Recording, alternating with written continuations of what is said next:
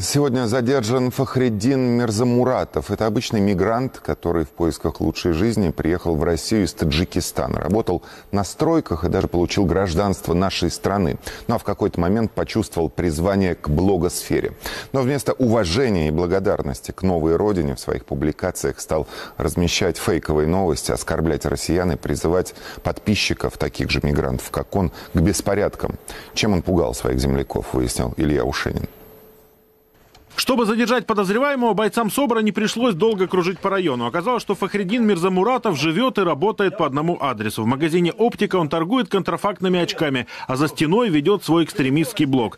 Там он призывает своих соотечественников не подчиняться законам страны, в которую они приехали. В отношении вас возбуждено уголовное дело по статье 207 прим. 1 Уголовного кодекса Российской Федерации. Это вам понятно? Нет. Это распространение заведомо ложных сведений о значимой общественной информации. Видео, которое вызвало интерес силовиков, Фахриддин Мирзамуратов распространил в своем аккаунте совсем недавно. Обращение к землякам посмотрели несколько тысяч человек. И, судя по всему, многие прислушались.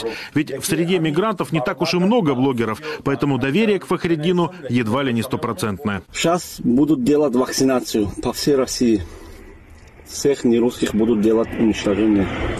Поэтому, если вам придут, даже деньги дадут, с работы уволят, что хотят, пусть делают, только вы не соглашайтесь ни на какую вакцинацию. Потому что этим вакцинациям вам сделают вакцину, и ваш срок действия будет 3-6 месяцев. Байки про коварных врачей, судя по всему, что называется, зашли. И вот Фахриддин размещает у себя уже обращение одного из блогеров-иностранцев, который тоже якобы говорит только правду. Вот дядьку закрыли на карантин, 30 человек в общаге. Взяли у всех мазок. На третий день один умер.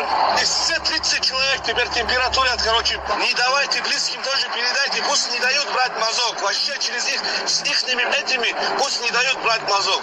Заболели конкретно все. На вопросы, откуда вот это все, Фахриддин заявил, что знает, о чем говорит. Ведь он с медициной давно на «ты». Кто по специальности?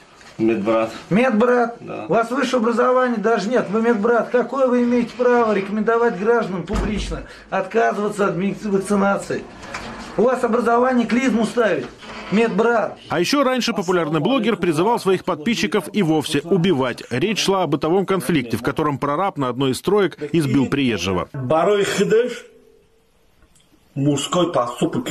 Он должен для себя совершить мужской поступок и должен убить этого русского, убить его вместе с его домочадцами. Если не убьешь, знай, что завтра в судный день ты предстанешь перед Аллахом милостивым и будешь в муках. Впрочем, сейчас в присутствии бойцов СОБРа Фахриддин опять словно ничего не помнит. Убей этого русского вместе с его семьей. Нет, я не сказал такое. Ну как мне сказали? В публичном доступе ваше видео.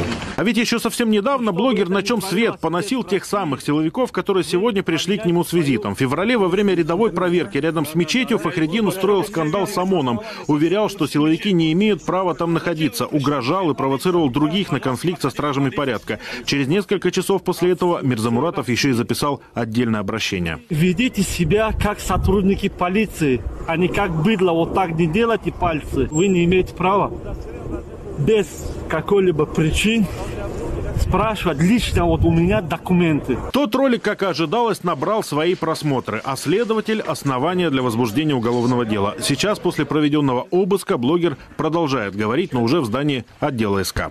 Илья Ушенин, Дмитрий Сальников, телекомпания НТВ.